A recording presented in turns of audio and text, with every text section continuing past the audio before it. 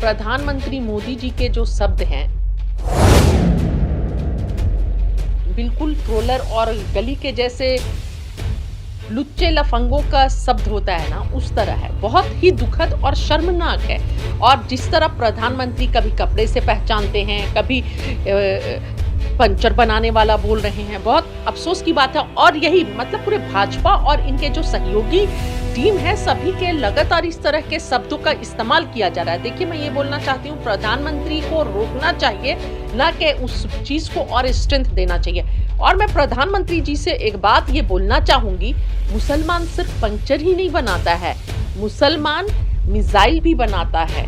मुसलमानों के हाथ में जब बल्ला आता है तो वो अजहरुद्दीन बनता है, और जब बॉल आती है तो मोहम्मद समीम और जहीर खान बनते हैं, और सानिया मिर्जा बनती है महिलाएं, और जब शहनाई आती है ना तो उस्ताद बिस्मिल्लाह खान बनते हैं।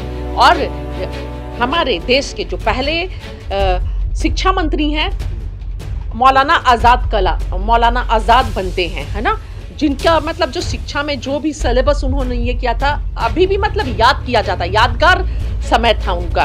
और जब देश के लिए कुर्बान होने की जरूरत पड़े, और जब हमारे सरहदों पर दुश्मन खड़ा हो तो गोली खाने के सीने पर गोली खाने की ताकत रखता है, और तब ब्रिगेडियर उस्मान और टैंक जो अपने से टैंक के नीचे आकर खुद को उड़ा देने वाले वीर अब्दुल हमीद भी हैं इस कौम में। इसलिए आप गलती मत कीजिए, इस तरह के अपशब्दों का इस्तेमाल मत कीजिए। और मैं फिल्म इंडस्ट्रीज में बता दूं कि दशकों से खान का ये चल रहा है, लोग दीवाने हैं, शाहरुख खान हो, आमिर खान हो, सलमान खान हो, अरबाज खान हो, मतलब एक समय चल रहा है जो आप लोग मतलब निष्ठा तो ये है कि फिल्मों में भी आप लोगों ने नफरत को जगह दे दी।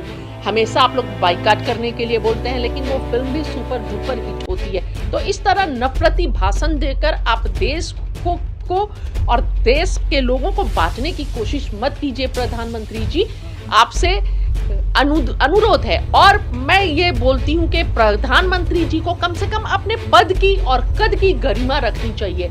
आप सिर्फ नरेंद्र मोदी नहीं हैं, आप इस देश के प्रधानमंत्री हैं, और देश के हर एक बच्चे से बड़े तक जितनी आबादी है सबके प्रधानमंत्री हैं।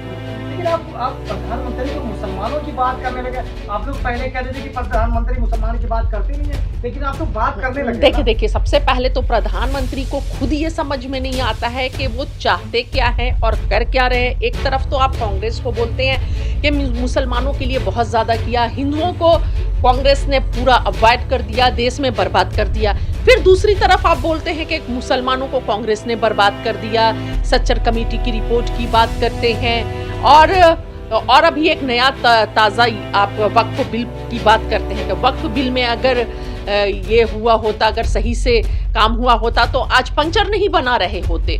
तो मैं ये बोलना चाहती हूँ कि पंचर बनाना क्या खराब काम है? मेहनत करता है पंचर बनाने वाला, दिन रात मेहनत करके अपने परिवार का पेट पालता। और मैं बोलना चाहती हूँ, कड़े शब्दों में निंदा करती हूँ कि आप पंचर बनाने वाला बोलकर देश के सिर्फ मुसलमानों का ही नहीं, पूरे देश की जनता का जो पंचर बनाते हैं और जो गरीब हैं और जो मजदूरी करते हैं, उनकी बेइज्जती की है, उनके आत्मसम्मान को आपने ठेस पहुंचाया। आपको माफी मांगनी चाहिए। एक समय था जब चाय वाला बोल दिया जाता था तो आपको कितना खराब लग जाता था, और आज आप पूरे देश के जो मजदूर वर्ग है उसका अपमान कर रहे हैं मोदी जी। इस तरह आप देश के लोगों का मनोबल को नहीं तोड़ सकते हैं। चाय वाला जब प्रधानमंत्री बन सकता है तो क्या पंचर वाला प्रधानमंत्री बनने की उम्मीद है? क्या प्रधानमंत्री पंचर वाले को मंत्री बनाएंगे या नेता बनाएंगे, अपने पार्टी में शामिल करेंगे? देखिए, यहाँ पहले भाजपा प्रधानमंत्री मोदी जी बताएं कि किसे जगह दे रहे हैं। इतना मुसलमानों की हिमायत कर रहे हैं, वक्फ बिल के थ्रू माध्यम से आप दिखा रहे हैं, चिंता दिखा रहे हैं कि अगर वक्फ बोर्ड पे अगर सही से काम हो, वक्फ की ज़मीनों को, प्रॉपर्टी को, तो बहुत विकास होगा, और ये वो XYZ। तो मैं इस पर एक टिप्पणी ये करना चाहूँगी कि वक्फ बोर्ड जैसे दिखाना चाह रहा है कि भाजपा पूरा प्रोटेक्ट कर रहा है और भला चाह रहा है, ऐसा लग रहा है जैसे बकरियों को शेर के हवाले कर दिया गया है, और बकरियों का जो हिफाजत अब शेर करेगा। देश के प्रधानमंत्री कहते हैं कि अगर कांग्रेस को मुसलमानों को तो अध्यक्ष मुसलमानों को क्यों नहीं बनाते? मौलाना आजाद कलाम अध्यक्ष नहीं थे क्या? शिक्षा मंत्री नहीं थे क्या पहले? उनका योगदान कम रहा है क्या? इस तरह का आप छोड़िए ना, कांग्रेस ने क्या किया क्या नहीं किया आप छोड़िए। आपको अगर मुसलमानों की इतनी चिंता है, आप बना दीजिए अपने पार्टी का अध्यक्ष, किसी मुसलमान को बना दीजिए अध्यक्ष आप।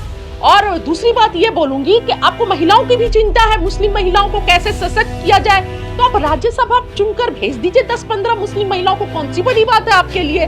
मुसलमानों के हालात को सुधारने के लिए महिलाओं की इतनी चिंता है आपको? अरे मोदी जी, पहले महिलाओं को महिला तो समझिए। देश की हर महिला का सम्मान एक जैसे है, चाहे वो मुस्लिम हो, दलित हो, आदिवासी हो, कोई भी हो, ये वही देश है। आप मुस्लिम महिलाओं की बात करते हैं।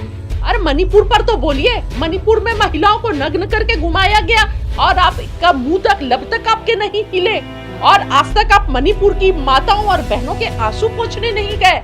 इतने बुरे दिन उन्होंने गुजारे हैं, पर आप नहीं गए उनके आंसू पोंछने। तो इस तरह की बातें मत कीजिए। देश जान रहा है, सब समझ रहे हैं, ये सिर्फ और सिर्फ एक ध्रुवीकरण की राजनीति, और ध्रुवीकरण के साथ साथ आप अपने गलतियों को छुपाना चाहते हैं। भारतीय जनता पार्टी अपनी गलतियों को छुपाना चाहती है। किस तरह अंतर्राष्ट्रीय मंच पर जिस तरह कच्चा तेल का दाम नीचे आ गया है, बहुत कम हो गया है, लेकिन हमारे देश में अभी भी तेल जो है वैसे ही महंगा मिल रहा है। आप देख लीजिए, जो बांग्लादेश को कांग्रेस ने अलग देश बनाया था, आज वो बांग्लादेश चाइना के साथ मिलकर हमारे लिए गड्ढे खोद रहा है। नेपाल जैसा छोटा देश वो भी हमें आंख दिखा रहा है। अमेरिका इतना हेवी टैरिफ लगा दिया, आपने कुछ नहीं बोला। कहां आप आए थे सबको, चाइना को, अमेरिका को लाल लाल आंख करके दिखाने? आपने तो एक छोटा सा सवाल भी नहीं किया, पूरा देश देख रहा है। मुसलमानों को फायदा पहुंचाने में लगे हैं बस। देखिए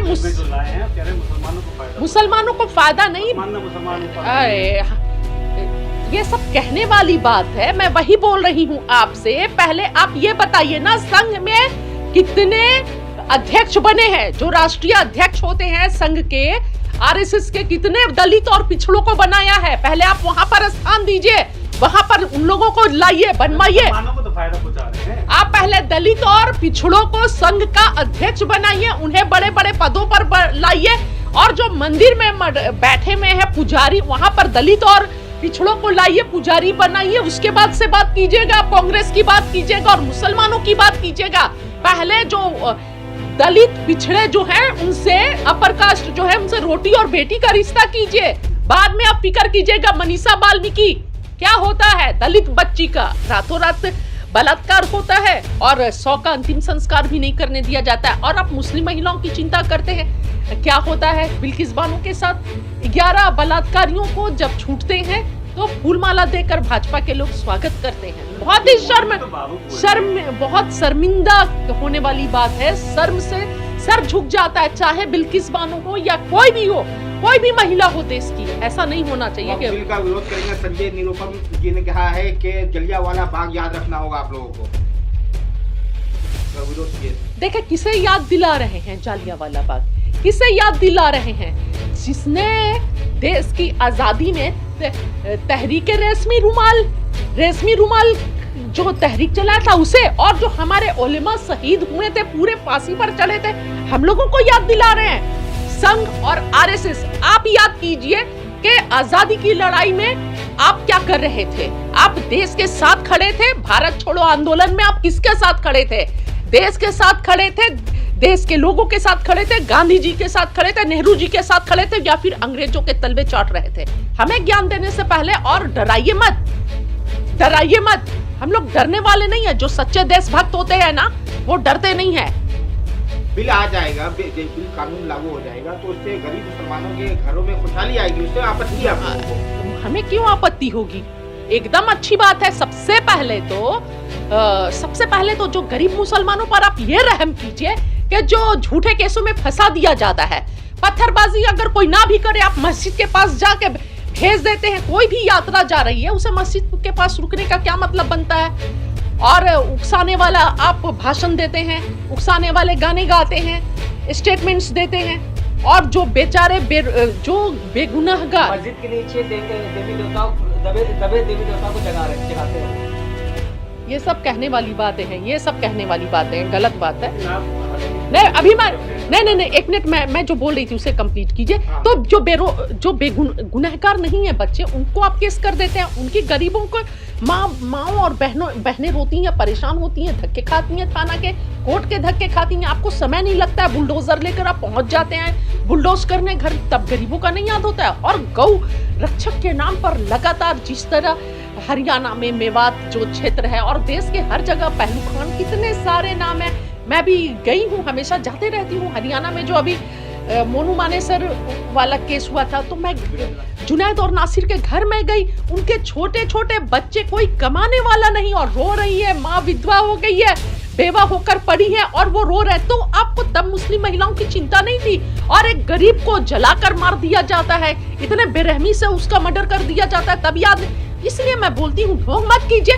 और वक्फ बिल का लाने का, नया कानून बनाने का ये मकसद है कि अब देश में बेचते कुछ बचा नहीं है, तो वक्फ की जमीनों को लूट लो और वक्फ की जमीनों को लूट कर अपने मित्रों को दे दो। सुनवाई है सुप्रीम कोर्ट में वक्फ कानून को लेके। उससे पहले केंद्रीय मंत्री जो है रिजिजू जी, वो कह रहे हैं कि न्यायपालिका को दखल नहीं देना चाहिए लेकिन जो मामले हैं।